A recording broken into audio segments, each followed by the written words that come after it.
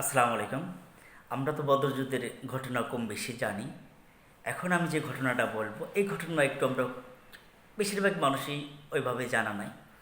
অনেক সময় হচ্ছে আপনাকে শত্রুকে প্রশংসা করতে হবে। বদর যুদ্ধের যে যারা শত্রু ছিল, মক্কা বাহিনী ছিল, মক্কার বাহিনী ছিল, কুরাইশরা ছিল, মুশরিকরা ছিল, তাদের একটা প্রশংসামূলক একটা বাক্য বলি, তারা কী পরিমাণ বুদ্ধিমান ছিল।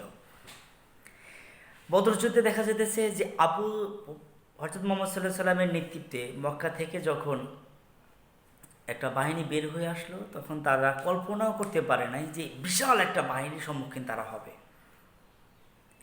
তৎকালীন সময় যে আবু সুফিয়ানের কাফেলায় 1,000 উট ছিল, 50,000 স্বর্ণ মুদ্রার পরিমাণ এই মালামাল ছিল। ওই 50,000 বলতেছে, ওই সময়কার 1,000 উট, 50,000 স্বর্ণ মুদ্রার পরিমাণ হচ্ছে মালামাল ছিল। তো আবু সুফিয়ান খবর পেয়ে গেল যে মদিনার বাহিনী হযরত মুহাম্মদ সাল্লাল্লাহু আলাইহি সাল্লামের নেতৃত্বে তাদেরকে আক্রমণ করার জন্য, কাফেলাকে ধরার জন্য একটা বাহিনী চলে আসছে। তখন সে কী করলো, ওই বিভিন্ন ধরনের পথ দেখা যেতেছে, আমরা অনেক সময় গলি টলি থাকে না, ওই ওই সময় পথ ছিল, বহু পথ ছিল। তখন আরেকটা পথ অনুসরণ করে, তখন একটা পুকুরের থেকে একটু দূরে বিশ্রাম করে, তাঁবু স্থাপন করে। তখন ওই জায়গায় এক ব্যক্তির কাছে জিজ্ঞাসা করে যে, তোমরা কি মদিনার কোনো বাহিনী দেখছো? মুহাম্মাদের নেতৃত্বে একটা বাহিনী আসতেছে ওই মক্কার কুরাইশদের আক্রমণ করার জন্য। তখন ওই লোক বলতেছে, না, এমন কেউ দেখি নেই, কিন্তু দুইজন ব্যক্তি এমনি, দুইজন রাখালরে দেখলাম, উঠে এসে করাইতেছে, ওই ঘোড়ায় পানি, উঠে পানি খাওয়াইতেছে ওই পুকুরে এসে। তেমন না, তারা রাখাল। আবু সুফিয়ান বলছে, আচ্ছা ঠিক আছে। দেখেন, যারা লিডার, আবু সুফিয়ান কিন্তু তৎকালীন সময় মক্কার বিশাল বড় এক লিডার ছিল। লিডারের বৈশিষ্ট্যটা দেখেন। তখন এই তুচ্ছ ঘটনা সে কী বললো, সে বললো, আচ্ছা ঠিক আছে, তুমি যাও।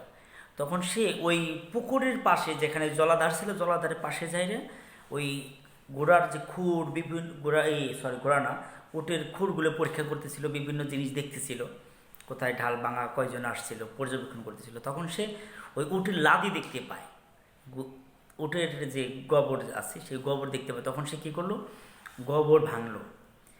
গোবর ভেঙে তখন সে দেখলো ওই গোবরের ভিতরে যে বীজ আছে, খেজুরের বীজ।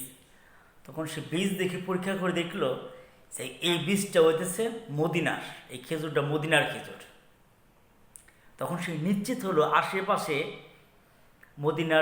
মদিনার বাহিনী আছে, হযরত মুহাম্মদ সাল্লাল্লাহু আলাইহি সাল্লামের বাহিনী নিয়োজিত আছে, আমাদেরকে এখান থেকে সরে যেতে হবে। তখন সে কী করলো, তৎকালীন সময় পথ পরিবর্তন করে সে মক্কার দিকে রওনা দিল এবং দূত মারফতে পাঠাই দিল কুরাইশদের কাছে, আল্লাহর রহমতে তোমাদের মালামাল আল্লাহ রক্ষা করছে।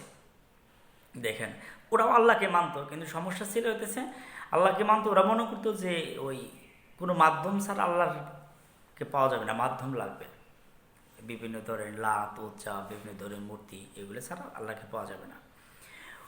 যাই হোক, তখন হচ্ছে আবু সুফিয়ান তার তাৎক্ষণিক উপস্থিত বুদ্ধি দ্বারা তার সেই সকল মালামাল সে রক্ষা করে মক্কাতে পৌঁছে গেল। আর অন্যদিকে আবু জেহেল, যখন আবু জেহেল এই দুধটা পাইলো, মানে চিঠিটা পেলো, তখন সবার কাছে বললো যে এরকম ঘটনা। তখন সবাই বললো, তাহলে আমরা চলে যাই, আমাদের মালামাল রক্ষা করার জন্য যেহেতু আমরা আসছিলাম, আমরা চলে যাই। দেখেন, মানুষের অহংকার মানুষকে আবার কিভাবে ধ্বংস করে। আবু সুফিয়ানকে কী করলো, তার বুদ্ধিমত্তা রক্ষা করলো। আবু জেহেলকে কীভাবে তার অহংকার ধ্বংস করলো। আবু জেহেল বললো, না, আমরা যুদ্ধ না করে যাব না। যারা কাপুরুষ, যারা অমুক তমুক, যাদের দেখা যেতেছে মানহানিকর কথাবার্তা বলে, তারা চলে যাও।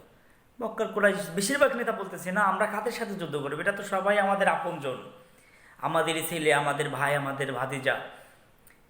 আবু জেহেল বলল, না, আমি আবু জেহেল, আমি বীর পুরুষ, আমি যুদ্ধ না করে যাব না। যারা কাপুরুষ তারা চলে যাবে, কারণ কাপুরুষের পক্ষধর কেউ থাকবে না। আবু জেহেল কিন্তু দেখা যায় চরম পরিমাণ দেখা যাইতেছে আপনার বাকপটু লোক ছিল।